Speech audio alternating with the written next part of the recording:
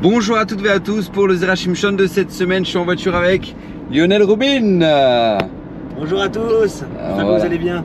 On est en déplacement pour Torah Box et donc j'en profite pour vous faire partager un chidouche absolument magnifique que nous dit le Zera Shimshon sur le simple fait que combien il est important de protéger nos maisons et combien la présence de la mezouza amène une protection qui est fondamentale pour la maison de tout juif.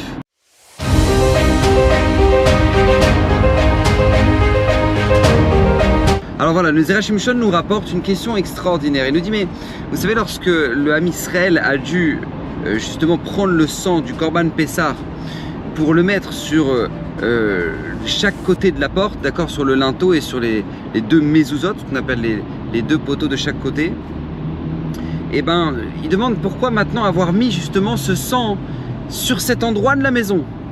Pourquoi pas aux fenêtres, je sais pas, pourquoi pas mettre sur la table de la salle à manger, j'en sais rien moi, pourquoi sur les portes, il fallait sur les portes de la maison, et pourquoi à chaque fois mettre 3 aspersions, une à gauche, une en haut et une de l'autre côté à droite. Et il dit pourquoi il fallait en plus ce signe là, qui est très particulier, pour nous aider à sortir d'Égypte, parce que ça va être ça en fait le début de notre sortie d'Égypte, ça va être la première action qui va engendrer cette fameuse soirée de Pessah qui va engendrer la sortie physique du Ham Israël le lendemain. Et en fait le Zera Shimshon nous dévoile ici quelque chose d'incroyable, et combien on doit en être conscient et combien maintenant on doit être vigilant dans ce domaine-là. C'est que, il explique qu'en Égypte, les Égyptiens avaient une force très particulière parce qu'ils étaient maîtres en sorcellerie, maîtres en magie, maîtres dans tous les domaines des forces de l'impureté. Et en fait, ils avaient fait en sorte de bloquer le clan Israël et qu'il soit incapable de pouvoir sortir d'Égypte. D'accord? Comme ça nous dit Ramen Rashi que jamais un esclave est sorti d'Égypte. Pourquoi? Parce que justement sa sorcellerie était tellement forte qu'il bloquait l'Égypte à travers ça. Mais nous dit le Zera Shimshon, l'essentiel, au nom du Zohar, il ramène ça, l'essentiel de la sorcellerie se trouvait aux portes des maisons. Et comme ça dit le Zohar, l'impureté et la sorcellerie et les forces du mal se trouvent à l'entrée des maisons. Et il ramène une Gemara dans Choulin qui nous rapporte que la notion de la maison est quelque chose de très important, parce que la maison ramène un mazal, ou chas v'shalom, la maison peut entraîner des catastrophes. D'accord, on sait très bien, il y a des gens qui ont acheté des maisons et ils n'ont vraiment pas eu de chance. Et il y a des maisons où ils sont rentrés dedans, les gens ils se sont dit, ah, on sent, c'est notre maison, on est bien dedans. D'accord, c'est vraiment, c'est quelque chose, c'est un ressenti que beaucoup de gens ont. Et parce que vraiment la maison a une source, a un mazal, et elle est porteuse d'une histoire. C'est pas pour rien, c'est ce qui se passe dans une maison. La Gemara elle-même dans Tanit nous ramène que après 120 ans, les murs de la maison témoigneront sur ce qui s'est passé dans la maison.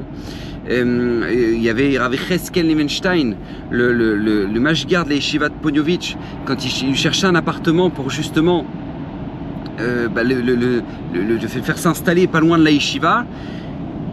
Et ben quand il est rentré dans l'appartement, il a dit je peux pas vivre ici. Je peux pas vivre ici. Alors ils lui ont posé la question, il dit pourquoi je ne pouvais pas vivre ici? Il dit parce que les murs sont imbibés de radio, de médias, de télé, il pouvait pas rentrer. Il sentait ça, pourtant l'appart était vide. L'appart était vide, mais lui à sa sensibilité et à sa grandeur et sa gdoucha, il ressentait que c'était pas possible qu'il rentre là-dedans, donc il a pas voulu rester dans l'appartement. Ils ont dû faire des travaux, etc. C'est toute une histoire.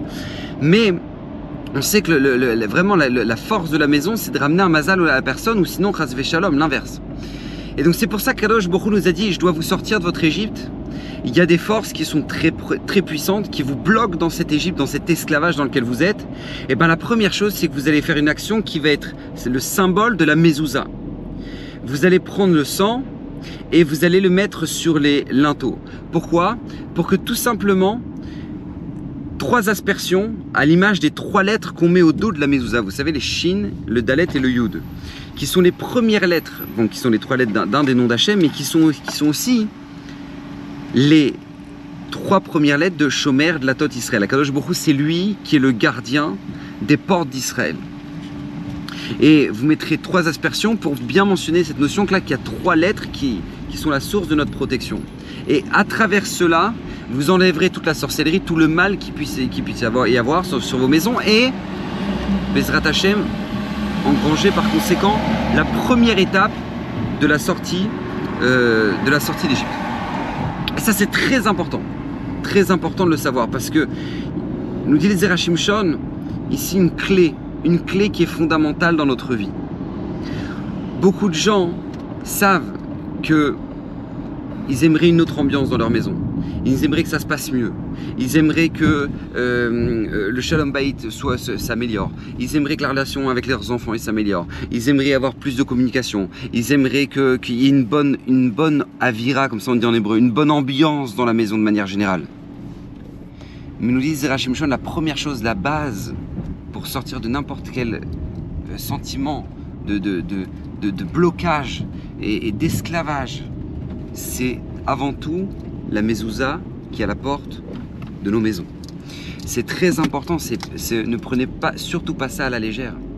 Parce qu'il faut savoir une chose, c'est que le symbole de la mezouza est quelque chose d'extrêmement puissant. Qu'est-ce qui est marqué dans la mezouza? Comme ça m'a fait la remarque mon ami Lionel, c'est que c'est Shema Israël, Hashem Elokeinu, Hashem Echad. Akadosh Baruch Hu, c'est lui qui est un, c'est lui qui dirige, c'est lui qui maîtrise les situations. Et tout comme ça nous dit Srazal, quand tu sors de ta maison, tu dois emporter avec toi ce message-là. Et quand tu rentres dans ta maison, tu dois emporter ce message-là. C'est-à-dire, ne pense pas que maintenant tu peux faire dehors, dehors tu vas faire attention parce que t'as le regard des gens, etc., etc. Non, dans ta maison, il peut se passer les pires choses malheureusement. Et sans même que toi tu en aies fait attention, ou sans même que toi tu aies fait attention que ça se soit installé chez toi. Beaucoup de parents me disent, mais Rav, mais je savais pas du tout qu'il se passait ça, je savais pas du tout que mon enfant faisait ça, je savais pas du tout qu'il se passait ça dans notre couple. Et alors pourquoi? Parce que on n'a pas été suffisamment vigilant. Et sur quelle vigilance ça se joue? La présence d'Hachem dans notre maison, la Gdusha, le respect. Akadosh Baruch Hu est là. C'est pas juste quand on sort et qu'on a la synagogue. On n'est pas des juifs de la synagogue. On est des juifs dans n'importe quel instant, n'importe quel pas de notre vie. Notre quotidien, Akadosh Baruch Hu est avec nous. Et même quand on rentre dans notre maison, on pourrait dire, ah, tu sais, bon, bah là, c'est bon, là, je suis rentré chez moi, je peux me détendre. Non. Regardez, jusqu'où ça va? Quelle est la bracha qu'on sort en sortant des toilettes? Asher Yatzar, qu'est-ce qu'on dit dans Asher Yatzar? Baruch ata Hashem Elokeinu melech haolam, Asher Yatzar et Adam bechokma uvarav nekayim nikayim chalim galui veyadua lifnei chisei chevodecha. Il est dévoilé devant toi, Akadosh Baruch Hu, devant ton trône céleste, que si il se ferme un des orifices ou il s'ouvre un des orifices, on ne pourrait pas tenir ne serait-ce qu'un instant. Mais quelle bracha de toutes les brachot on mentionne le trône divin? Donc aucune des brachot que l'on a, sauf la bracha de Asher Yatzar, quand on est aux toilettes, quand on ressort des toilettes. Pourquoi? Parce que justement, pour t'appuyer sur ce principe-là, ne pense pas que si parce que tu étais aux toilettes, bon bah c'est bon, il y a personne qui n'a vu, ni vu ni connu. D'accord, il n'y a personne qui t'a vu. Non. Ou dès que tu sors des toilettes, ou qui est l'endroit où tu aurais pu croire que bah Hachem il n'est pas là, parce qu'on est aux toilettes. Eh ben non, on te dit Galou Veyadoua, il est dévoilé l'ifnei chisei revodecha devant ton trône Akadosh Baruch Hu. Que s'il s'ouvre un des orifices ou il ferme un des orifices, Akadosh Baruch Hu, c'est toi qui as fait en sorte que tout fonctionne du début quand j'ai mangé jusqu'à la fin aux toilettes. Et ça c'est très important. Rabotai, être vigilant. La sorcellerie, le premier pas de la sortie d'Égypte, c'est joué sur le sang que les Bnei Israël ont mis sur leur linteau. Pourquoi? Parce que c'est le premier pas pour la Géoula. La protection d'Hachem dans nos maisons. Combien on doit être vigilant à nous aussi, sans arrêt, particulièrement dans cette génération. Alors c'est vrai, vous allez me dire, ah oui, bah, il n'y a plus de sorcellerie. Ok, déjà, c'est pas évident. Mais en plus de ça, on a une autre forme de sorcellerie maintenant. Combien de choses rentrent dans nos maisons? La rue rentre dans nos maisons malheureusement. Et si je parle que de la rue, les pires endroits du monde rentrent dans nos maisons malheureusement. À travers la télé, à travers les téléphones, à travers... On est obligé de filtrer ça. On est obligé de penser que on rentre dans nos maisons, ça peut être notre maison ou une grande bracha ou un grand shefa, ou ça peut être l'inverse, nous dit la Gemara dans Choulin. Pourquoi? Parce que c'est là où on peut se sentir que Hachem est avec nous, ou c'est à l'inverse. On peut sentir, ah ben là on fait ce qu'on veut. Non, Hachem est là, Hachem réside avec nous. Et ça c'est la première clé pour ressentir qu'Akadosh Baruch Hu est là et nous dirige dans chaque pas de notre vie. La mezouza, elle est là. Et d'ailleurs, mon ami Lionel m'a fait une très belle remarque. on n'a pas encore trouvé de référence à ça, mais c'est une très très belle remarque.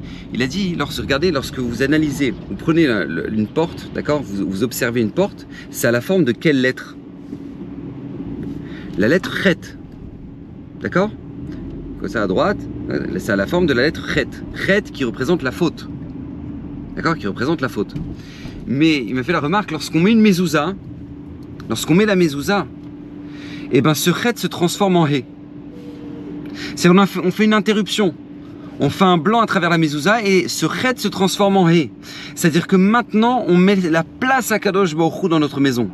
C'est l'endroit où on pourrait se dire, bah c'est la maison, on fait ce qu'on veut, on a notre vie privée et on raconte pas ce qu'on vit et ça concerne que nous. Non, non, là-bas il y a Kadosh Baruch Hu qui demeure. Et sachez, n'oubliez jamais que le message que retiendront vos enfants et vos proches dans toute notion du judaïsme, ce sera bien avant ce qu'ils ont vu à la synagogue, ce sera ce qu'ils auront vu dans les maisons. Si vous voulez que Kadosh Baruch Hu accompagne vos enfants, accompagne votre couple, accompagne vos proches dans votre vie de tous les jours, c'est avant tout ce qui se passe dans les maisons.